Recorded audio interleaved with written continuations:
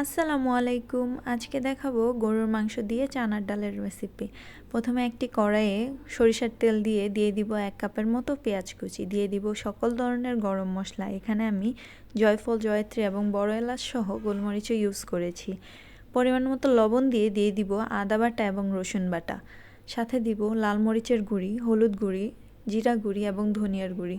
ভালো করে নেড়ে চেড়ে কষিয়ে নিব যতক্ষণ না পর্যন্ত মশলা থেকে তেল উপরে উঠে আসছে। যখন মশলা থেকে তেল উপরে উঠে আসবে দিয়ে দিব গরুর মাংস।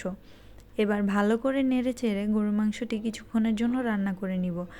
ঢাকনা উঠিয়ে দিয়ে দিব আগের রাতে ভেজানো চানার ডালগুলিও। এবার ডালের সাথে মাংসগুলো ভালো করে মিশিয়ে রান্না করে নিব। যখন কষে আসবে তখন এখানে দিয়ে দিব পরিমাণ মতো পানি। এখানে আমি গরম পানি ইউজ করছি, যেহেতু চানার ডাল একটু শক্ত হয় এবং সেদ্ধ হতে টাইম নেয়, তাই আমি এখানে গরম পানি ইউজ করেছি।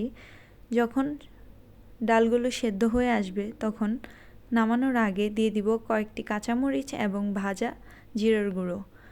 যে কোনো পরোটা বা রুটির সাথে গরম গরম পরিবেশন করুন মজাদার চানার ডালের রেসিপি।